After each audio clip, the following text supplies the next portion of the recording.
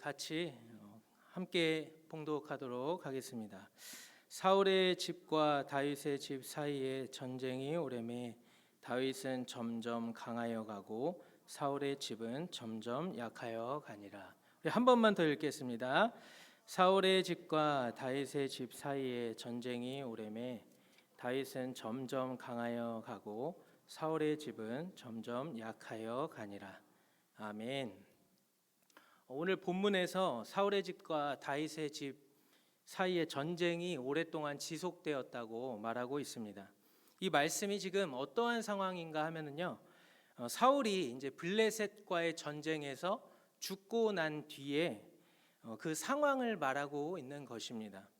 하나님께서는 이미 다윗을 왕으로 세우기로 예정을 해 놓으셨지만 사울의 군 사령관이었던 아브넬은 사울의 아들 이스보셋을 데리고 가서 사울의 그 뒤를 이을 왕으로 삼았습니다.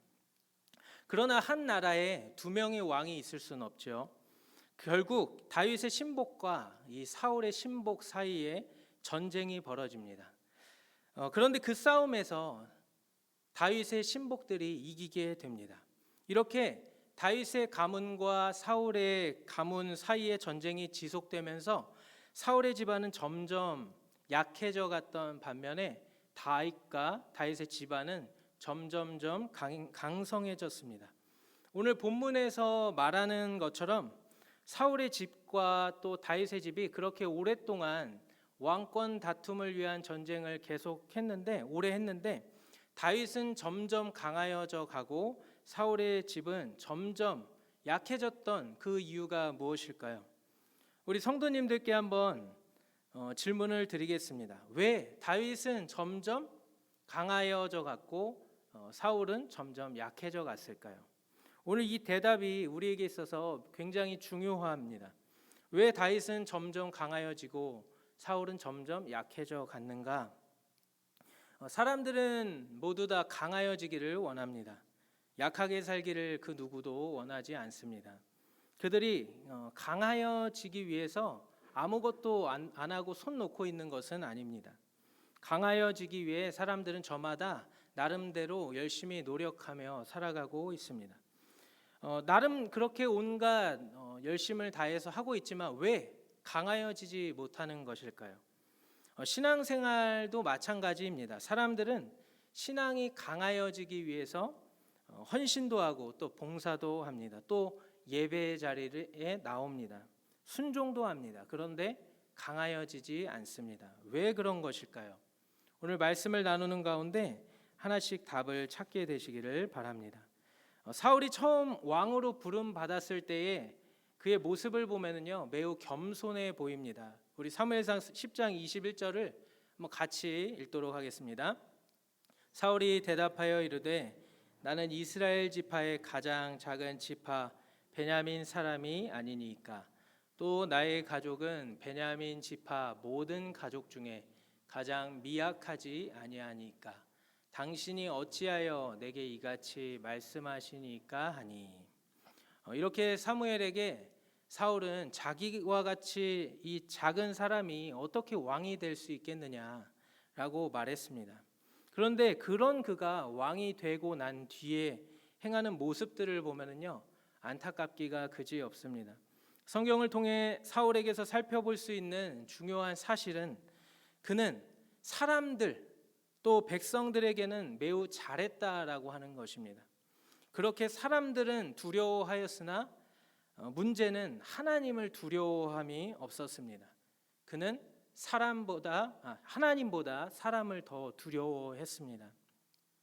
이스라엘 군대가 블레셋 군대와 대치하고 있는 상황에 놓였을 때 수많은 블레셋 군대의 병력들을 보고 이스라엘 사람들이 두려워서 벌벌 떨고 숨었습니다. 사울은 그 전쟁터로 이제 나가기 위해서 길갈에서 수많은 이제 이스라엘 군대를 소집하고 있었는데요. 그 사람들이 이제 소집되었습니다. 그리고 나서 이제 전쟁터에 나가기 전 제사를 드리려고 하였습니다. 그런데 그 제사를 드릴 사무엘이 기간이 다 됐는데 오지 않은 것입니다. 그러자 이제 모였던 사람들이 군대가요 점점 흩어지기 시작하는 것입니다. 그러자 사울이 조급해졌습니다. 그리고는 자기가 제사를 드렸습니다. 사무엘상 13장 8절에서 9절 말씀을 우리 한번 같이 읽겠습니다. 사울은 사무엘이 정한 기한대로 이레 동안을 기다렸으나 사무엘이 길갈로 오지 아니하매 백성이 사울에게서 흩어지는지라. 사울이 이르되 번제와 화목 제물을 이리로 가져오라 하여 번제를 드렸더니, 이렇게 번제 드리기를 마치자마자 사무엘이 도착했습니다. 그리고 사무엘이 이렇게 묻습니다. 왕이 행한 것이 무엇입니까? 사울이 대답합니다. 백성이 지금 내게서 흩어지고 당신은 정한 날 안에 오지 아니하고 지금 블레셋 사람은 믹마스에 모였음을 내가 보았으므로 이에 내가 이르기를 블레셋 사람들이 나를 치러 길갈로 내려오겠거늘 내가 여호와께 은혜를 간구하지 못하였다 하고 부득이하여 번제를 드렸나이다 아니라. 만약 여기 계신 성도님들이 사울 왕이었다라면 어떻게 행하셨겠습니까? 앞에는 금방이라도 지금 전쟁이 터질 수 있는 그런 상황이고요. 그래서 빨리 지금 제사를 드리고 전쟁터로 가야 하는데 사무엘은 오지 않았습니다. 거기다가 사람들은 흩어지기 시작합니다. 제사를 드리긴 드려야 하는데 상황적으로 매우 급박한데 사무엘은 오지 않았습니다. 그래서 제사를 드린 이 사울의 변명을 보면요, 사울에게는 아무런 잘못이 없어 보입니다. 그런데 과연 아무런 잘못이 없을까요? 사무엘이 사울에게 이렇게 말합니다. 사무엘상 14장 13절부터 14절을 우리 함께 읽겠습니다.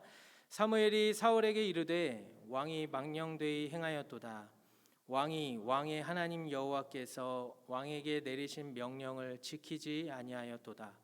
그리하였더라면 여호와께서 이스라엘 위에 왕의 나라를 영원히 세우셨을 것이거늘 지금은 왕의 나라가 길지 못할 것이라. 여호와께서 왕에게 명령하신 바를 왕이 지키지 아니하였으므로 여호와께서 그의 마음에 맞는 사람을 구하여 여호와께서 그를 그의 백성의 지도자로 삼으셨느니라 하고, 하나님께서는 사울에게 아무런 잘못이 없다라고 말하지 않았습니다. 하나님께서 왕에게 내리신 그 명령을 지키지 않으셨다라고 말합니다. 또 한 가지 사건이 있습니다. 하나님께서 아말렉 족속을 진멸하라고 명령하셨습니다. 사울이 백성들을 소집하고 아말렉을 쳤습니다. 그러나 왕과 또 가축의 좋은 것들은 남겨두고 하찮은 것들만 진멸했습니다. 하나님께서는 그때 사울을 왕으로 세운 것을 후회하셨습니다. 그런데 사울은 여전히 변명을 하고 있습니다. 사무엘상 15장 15절입니다. 사울이 이르되 그것은 무리가 아말렉 사람에게서 끌어온 것인데 백성이 당신의 하나님 여호와께 제사하려 하여 양들과 소들 중에서 가장 좋은 것을 남김이요 그 외의 것은 우리가 진멸하였나이다 하는지라. 오늘 말씀을 보면서 참 두려운 마음이 듭니다. 우리는 과연 하나님의 말씀에 온전히 순종하고 있는가라는 생각이 듭니다. 사울을 보면서 우리는 과연 하나님의 뜻대로 온전히 순종하고 있는가? 아니면 우리의 생각과 우리의 뜻대로 순종하면서 하나님의 뜻대로 순종했다고 착각하고 있지는 않은지 돌아보게 됩니다. 사람들을 보면은 이렇게 해라 저렇게 해라 딱 명확하게 설명을 해주어도 그대로 따라하지 않습니다. 상황과 환경에 맞게 자신에 맞게끔 변형시켜서 합니다. 그리고 그것을 합리적 또 그것을 융통성이라고도 말하는데요. 우리의 그런 생각이요, 하나님의 말씀을 대하는 것에서도 하나님의 말씀을 지키는 것에서도 많이 나타납니다. 하나님의 말씀에 온전히 순종하지 않고 상황과 환경에 따라 타협하는 그 신앙생활을 계속 해나갑니다. 그리고 본인 스스로는 그것이 나름 합리적이라는 생각을 합니다. 하지만 하나님의 말씀은 상황과 환경에 따라 변하는 것이 아닙니다. 어떠한 상황과 환경일지라도 하나님의 말씀에 순종해야 합니다. 하나님의 자녀로서 합리적이다, 융통성 있다 라는 말은 사실 별로 듣기 좋은 말이 아닙니다. 오히려 바보 같다, 융통성이 없다라는 말이 더 좋은 말입니다. 우리 영생교회에 그러한 분들이 많아지기를 바랍니다. 정말 바보같이 하나님 말씀이 전부인 걸로 생각하고 순종하는 자들이 많아지기를 바랍니다. 성도는 어떠한 상황과 관계없이, 어떠한 환경과 관계없이 하나님의 말씀대로 살아가야 합니다. 그런데 어떤 때 보면 말씀을 그대로 지키는 것이 아니라 상황과 환경에 따라 바꿔서 지킵니다. 그러면서 이렇게 기도합니다. 상황과 환경을 변화시켜 주십시오. 과연 그것이 하나님이 원하시는 기도일까요? 하나님이 원하시는 기도는 하나님께 날마다 좋은 상황과 좋은 환경을 달라 하기보다 어떠한 상황과 환경 가운데서도 하나님의 말씀에 순종할 수 있는 사람이 되게 해달라고 기도하는 것이 아닐까요? 사울의 모습이 우리에게 주는 교훈 첫 번째는 하나님의 평가만을 소중히 여기는 자세를 가져야 한다는 것입니다. 만약 사울이 이러한 자세를 가지고 있었다면 본인이 제사를 드리는 그런 월권 행위를 하지 않았을 것입니다. 사무엘이 기한 안에 오지 않았어도, 사람들이 하나둘 떠나가도 가만히 때를 기다렸을 것입니다. 이것이 하나님께서 원하시는 온전한 순종입니다. 오늘 우리의 신앙생활에 있어서 굉장히 중요한 자세입니다. 분명 신앙생활을 안 하는 게 아니고 분명히 이렇게 하긴 하는데 애매모호하게 하는 경우가 있습니다.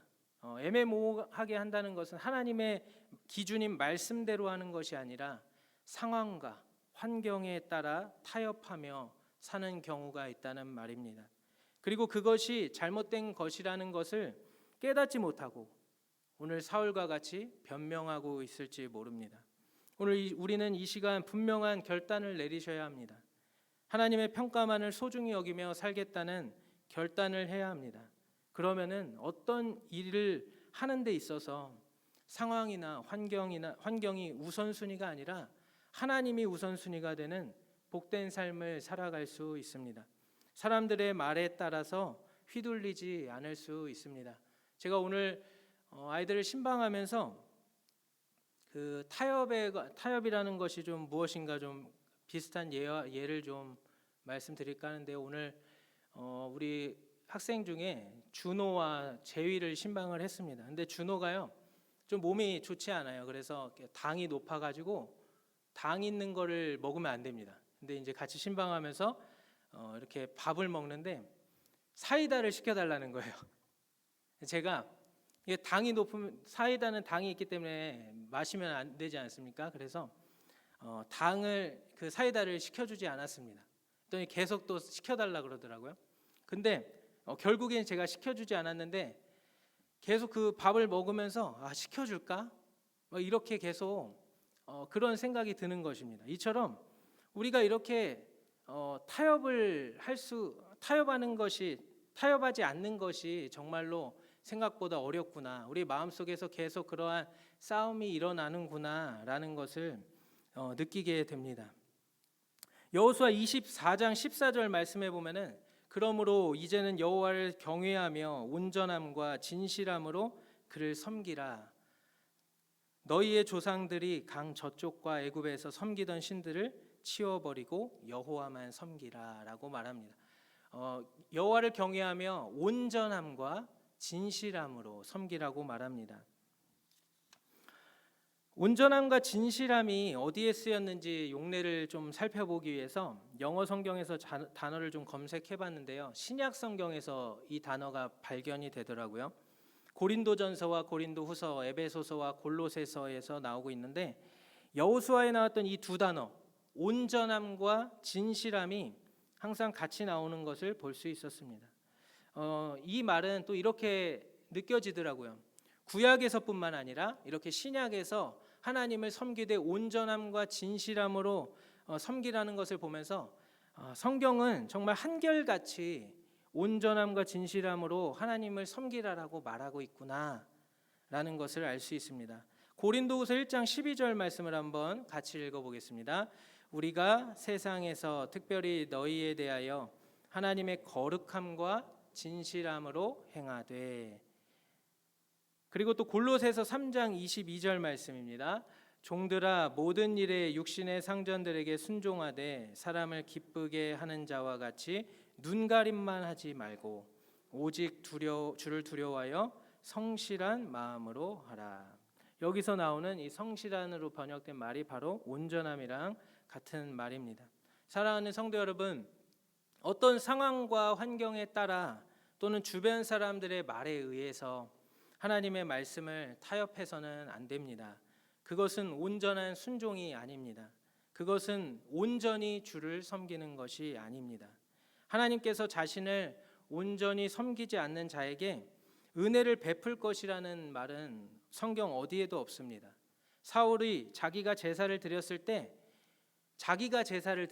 하나님의 말씀에 온전히 순종하지 않았을 때 어떤 일이 벌어지는지 성경을 통해서 한번 확인해 보시길 원합니다. 사무엘상 13장 13절에서 14절 말씀을 우리 다시 한번 읽어보겠습니다. 사무엘이 사울에게 이르되 왕이 망령되이 행하였도다. 왕이 왕의 하나님 여호와께서 왕에게 내리신 명령을 지키지 아니하였도다. 그리하였더라면 여호와께서 이스라엘 위에 왕의 나라를 영원히 세우셨을 것이거늘 지금은 왕의 나라가 길지 못할 것이라. 여호와께서 왕에게 명령하신 바를 왕이 지키지 아니하였으므로 여호와께서 그의 마음에 맞는 사람을 구하여 여호와께서 그를 그의 백성의 지도자로 삼으셨느니라 하고 13절 하반절이 참 안타깝게 느껴지는데요. 여호와께서 왕에게 내리신 명령을 지키지 아니하였도다. 그리하였더라면 여호와께서 이스라엘 위에 왕의 나라를 영원히 세우셨을 것이거늘. 그러니까 사울에게도 기회는 있었습니다. 하지만 그 기회를 놓쳤습니다. 그가 열심히 살지 않아서가 아니라 하나님을 완전히 떠나지 않아서가 아니라 하나님의 말씀을 지키긴 지켰으나 온전히 순종하지 않았기 때문입니다. 하나님은 우리에게 100%의 순종을 원하십니다. 99%의 순종을 원하지 않습니다. 오늘 이 시간 우리의 순종이 과연 100%의 순종인가? 하나님께서 우리의 모습을 깨닫게 해주시기를 기도합니다. 사울이 그 본인이 제사를 드리는 범죄 위에 또 한 가지 범죄가 사무엘상 15장에 기록되어 있습니다. 분명히 그는 순종했습니다. 아말렉을 진멸하라는 하나님의 말씀에 순종하여 아말렉을 진멸하였습니다.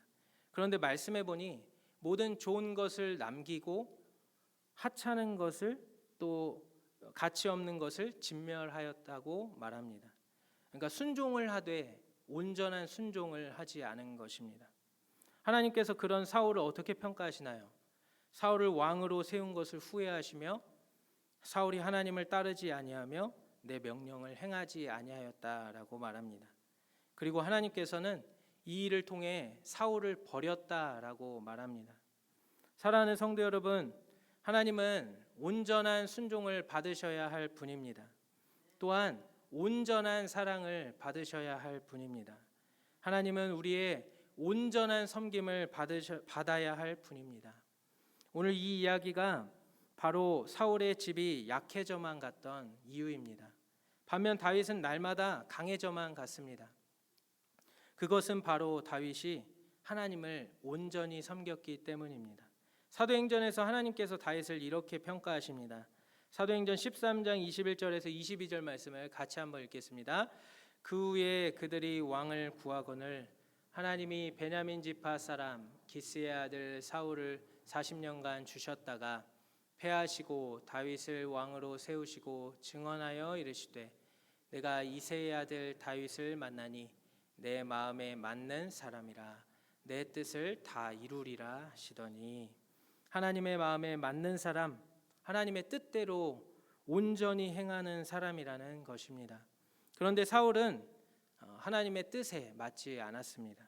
다윗의 온전함은 성경을 통해서 그 실예를 우리가 찾아볼 수 있는데요. 그중 하나가 바로 그 대적자인 사울을 죽일 수 있는 상황에서 그가 했던 모습입니다. 절호의 찬스이고 자기와 함께 있던 사람들은 왜 사울을 죽이지 않는지 답답하지 않았을까요? 다윗을 또 바보로 보지 않았을까요? 그런데 다윗은 그 절호의 찬스를 그냥 날려보내 버렸습니다. 그것도 한 번이 아니라 두 번이나 그랬습니다. 그런데 하나님은 그런 다윗을 기뻐하신다는 것입니다. 하나님께서 기름 부어 세우신 그 왕 사울을 치는 것을 하나님께서 금하시는 것이라는 것을 다윗은 알았기에 어떠한 상황과 환경 가운데서도 그는 그 말씀을 지켜 행했습니다. 이것이 바로 다윗이 점점 강성해져 갔던 이유입니다. 사랑하는 성도 여러분, 지금 우리의 순종은 어떠합니까? 99%의 순종인가요? 아니면 100%의 순종인가요? 하나님께서는 100%의 순종을 받으셔야 할 분입니다. 온전한 순종을 받으셔야 할 분입니다. 진정 여러분의 신앙 성장과 또 다윗과 같이 점점 강성해지는 삶을 살기를 원하신다면 온전한 순종을 하나님께 드리시길 바랍니다. 그것이 점점 강성해지는 비결입니다. 진정 복 주시는 분은 하나님이십니다. 오늘 이 시간 우리의 잘못된 부분이 보인다면, 온전한 순종을 하지 않은 것이 보인다면 하나님께 회개하며 나아가길 원합니다. 회개를 통해 우리 영생교회가 다시금 새로워지기를 주님은 원하고 기다리고 계십니다. 하나님의 말씀을 바보같이 따르는 자들을 주님은 찾으십니다. 오늘날 한국교회의 문제는 너무나도 똑똑하여진 것입니다. 또 너무나도 사람을 두려워하는 것입니다. 우리 교회가 사는 길은 하나님을 두려워하는 것입니다. 하나님의 말씀을 두려워하는 것입니다. 그럴 때 교회가 다시 살아날 것입니다. 하나님께서 함께 하시기에 교회는 날마다 강해져 갈 것입니다. 오늘 이 시간에 우리 함께 찬양하고 기도의 자리로 나가겠습니다.